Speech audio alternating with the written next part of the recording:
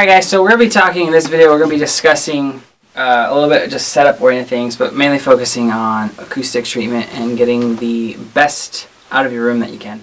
So this is an actual studio space, but I still have issues with the acoustic treatment. I had to bring in baffling and some broadband absorption and even some Orlex foam. You guys can see them in the back of the wall probably behind me. So I want to talk about that because that's a problem with every project studio. It's a problem with a lot of actual studios like this one. But it's something that you just have to make the best of and figure out what works for your room and what works for your space.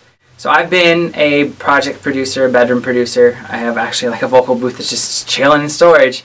But I've done the whole working out of a bedroom thing. I'm doing this now. And there's pros and cons to both. It's like the grass is always green on the other side. But I wanted to talk about just general acoustic things, and it'd be nice to actually do this with moving around, not on a computer screen. So what we have here is this room set up really stupid actually. You can't see the floor, probably not super well, but there's this little like wood panel here on the floor that I'm standing on. You can see it. It doesn't extend the length of the room, and it butts up against this wall, which is really dumb because I can't put my listening position in the center of this back wall. And that would be ideal to be equidistant from all of my parallel surfaces or all of the walls. And right now I'm closer to this wall than I am this wall.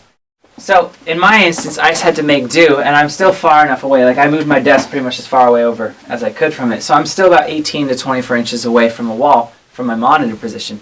So even if you don't have a big room, you just want to be conscious of, okay, I want to make sure that my monitors aren't butted up right against the wall. They're not touching or right against the surface because you're going to get really nasty reflections. So even if you don't have a lot of treatment in your room, just by moving things out into the middle, it's going to sound a lot better. You'll notice behind the monitors I have 2 stacks of some bass traps back there. Those are about 4.5, 5 inches thick. That's what makes them a bass trap. They aren't expensive if you make them yourself. It's just a wood frame, Rocksool Safe and Sound. Google it. It's like $40 for a whole package, but you can probably make 4 or 5 of them from it. And then some fabric of your choice. And what you're going to get is really good bass absorption behind your monitors. The reason they go directly behind the monitor is on most studio monitors you have a port in the back that actually expels bass. It's the hole. KRK Rockets are one of the only ones that have them in the front. But most of them are in the back, and that's where your bass response literally shoots out of the back of the speaker.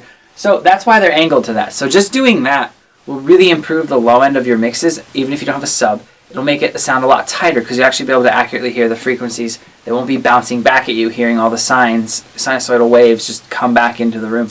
Now the next thing you want to be aware of is your listening position. It should make an equilateral triangle. So if I had a tape measure, which I actually do here, and I measure the distance from cone to cone, from here, and then where my listening position is, it's about 41 inches, and you want it to be so it's almost equal. But I sit at a position where my left ear is equidistant to this from here in this straight line. So it really helps to make sure you're getting all of the frequencies, all of the sounds at the same time. And when a lot of engineers will call it the sweet spot. When you're in the sweet spot and you have it set up like that, it'll reduce the amount of reflection that you actually get coming back towards your ears. So yeah guys, that's a little crash course in how I have things set up. Hopefully it helps you with your project studio or the studio space that you're in. Get better mixes out of your room. I'll see you guys in the next video.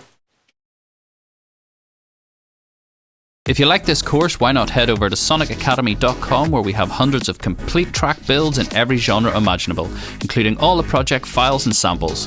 You'll also find tutorials on plugins and synths, mixing and mastering, over 250 tech tips, artist interviews, along with our award-winning plugins, samples and preset packs.